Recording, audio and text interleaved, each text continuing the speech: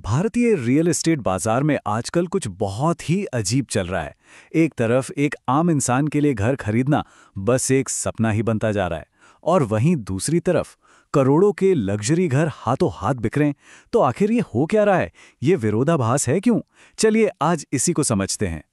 तो सवाल यही है ना, कि आखिर ये हो कैसे सकता है कि एक तरफ तो एक आम इंसान घर के लिए यूं कहें कि स्ट्रगल कर रहा है, और दूसरी तरफ लग्जरी घरों का मार्केट बस आसमान छू रहा है।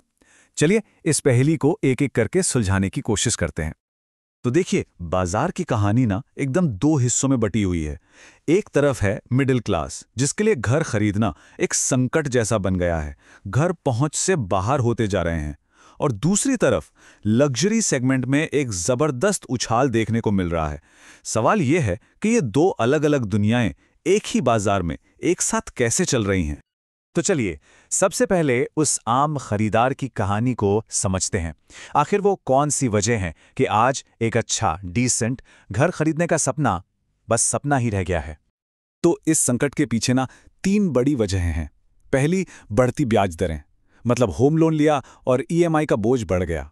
दूसरी वजह है कंस्ट्रक्शन की बढ़ती लागत, सीमेंट, स्टील, घर बनाने का सारा सामान ही महंगा हो गया है।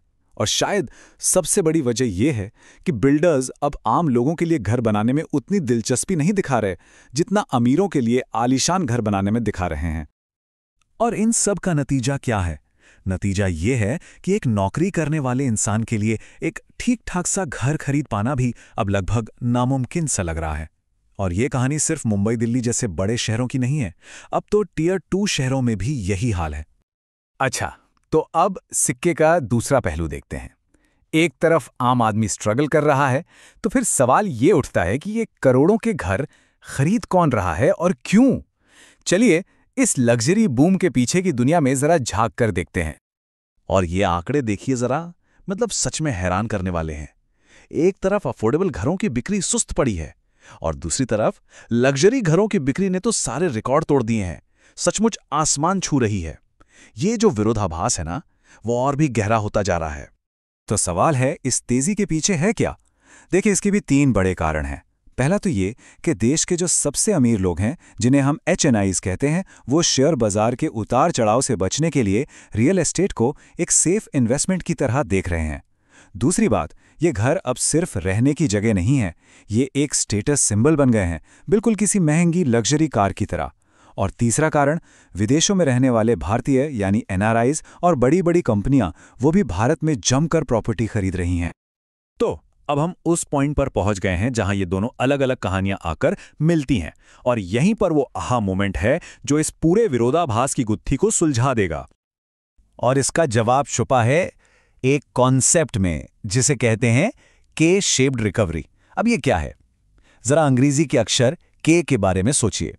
उसकी एक लाइन ऊपर की तरफ जाती है और दूसरी नीचे की तरफ। बिल्कुल यही हमारी अर्थव्यवस्था में हो रहा है। अमीरों वाला हिस्सा यानी लग्जरी मार्केट, वो तो ऊपर जा रहा है, और आम लोगों वाला हिस्सा यानी अफोर्डेबल हाउसिंग मार्केट, वो नीचे जा रहा है। मतलब अर्थव्यवस्था एक पर दिशाएं दो। और पता है, इस के शेप्ड रिकवरी ने ना बिल्डरों की पूरी स्ट्रैटेजी ही बदल दी है। अब उनका फोकस वॉल्यूम से हटकर वैल्यू पर आ गया है। मतलब अब वो ज्यादा घर बेचने के बजाय कुछ महंगे घर बेचकर ज्यादा मुनाफा कमाना चाहते हैं। और ये बात तो साफ है, अगर एक लग्जरी घर बेचकर उन्हें 10 सस्ते घरों जितना फायदा मिल रहा हो, तो वो वही बनाना पसंद करेंगे, है ना? तो सवाल ये उठता है कि इस नई हकीकत का मतलब क्या है? जो लोग घर खरीदना चाहते हैं या जो इन्वेस्ट करना चाहते हैं, उनके लिए आगे का रास्ता क्या है? तो देखिए, सलाह काफी सीधी है। अगर कोई मिड सेगमेंट में घर खरीदने की सोच रहा है, तो शायद अभी इंतजार करना और पैसे बचाना ही एक बेहतर ऑप्शन हो सकता है, क्योंकि कीमतें जल्दी नीचे आएंगी इसकी उम्मीद कम है। वहीं दूसरी तरफ अगर कोई लग्जरी सेगमेंट में इन्वेस्ट कर रहा है, तो वहां मौके जरूर हैं, लेकिन यह देखना बहुत जरूरी है कि प्रॉपर्टी से रेंटल यील्ड यानी किराए से कितनी कमाई हो सकती है। तो आखिर में सवाल सिर्फ रियल एस्टेट मार्केट का नहीं रह जाता। सवाल बड़ा है। सवाल यह है कि क्या हम सिर्फ ऊंची ऊंची इमारतें खड़ी कर रहे हैं, या फिर एक ऐसे समाज की नींव रख रहे हैं जो दो अलग अलग हिस्सों में बंट चुका है? ये एक ऐसा सवाल है जो हम सबको सोचने पर मजबूर करता है।